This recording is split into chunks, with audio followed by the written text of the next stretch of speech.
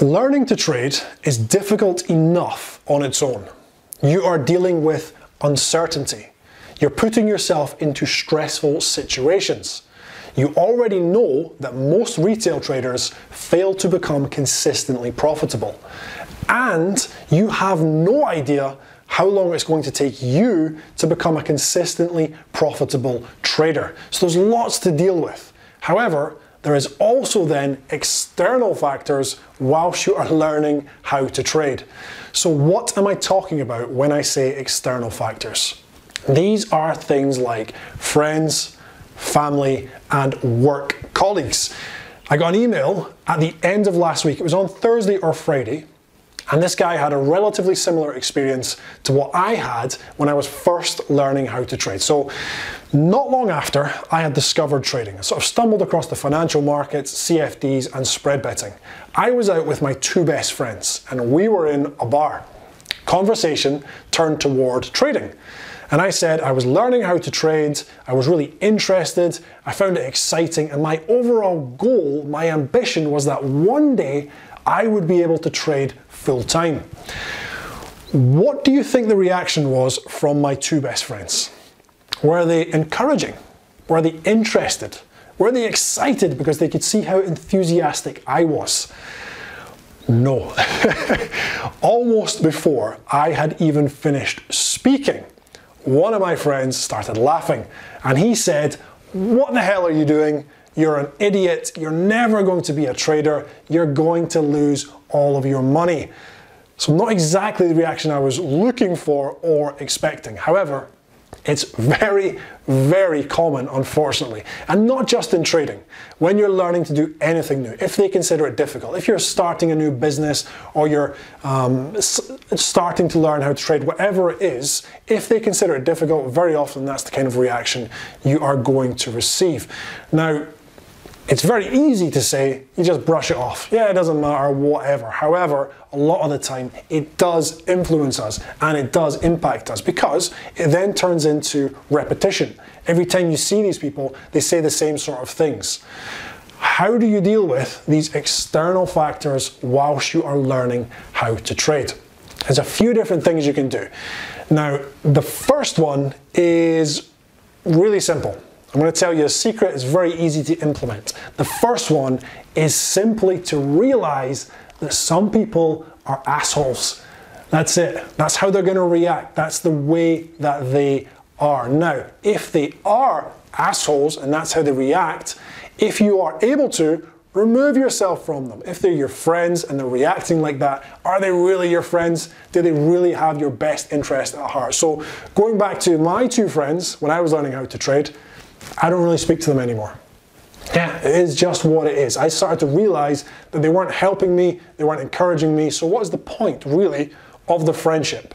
Now, what you also have to realize is a lot of the time, when people are saying things like this, it's for a slightly different reason. It's because they don't understand it, or if they do understand it, they think it's very difficult and they don't have the confidence that they could do it if they tried to do it. So what that does is in their head, it creates the suggestion that, well, if I can't do it, he or she must not be able to do it, because if they can do it, that means they're better than me. And so what happens is they come out with those type of reactions, they attack and they belittle. Now, if it's in terms of people who are closer to you, your friends and your family members, that's not usually why they're reacting in that way. It's very different. They have your best interest at heart. They are worried about you. So when you say something like, "I'm learning how to trade," they look at trading and they see risk. They see uncertainty. They think, I don't really know much about it, but what I do know isn't good. People lose money. It's very similar to gambling. And then they start to think things like, what if they quit their job and try and do this and it all falls apart? They're at university. What if they don't work on their degree and they start focusing on trading and it doesn't work? They see danger. And what they're trying to do is remove you from the danger. They're trying to keep you safe. They're trying to help you. That's what you need to realize when it's people who are close to you. They are doing it from a good position, but what they're saying might not be helping you personally. So what can you do with it? Well, there's a couple of different things. The first thing is, you don't necessarily have to talk about what you're doing to everybody. If you're always getting these negative reactions, just don't bring it up around those people. If you can't remove yourself from them, so if it's your work colleagues, you can't get rid of your work colleagues, you just have to put up with it. So don't bring up what you're doing. Don't bring up your trading. Because if you do, you know you're going to get the reactions of them looking at each other and smiling, or sneering, or giving you a negative comment. Saying something like, oh, hello, Wolf of Wall Street, whatever it may be. Now, if it's your friends and family who are close to you, and this is also going to help you when you're learning, reframe it in your own mind.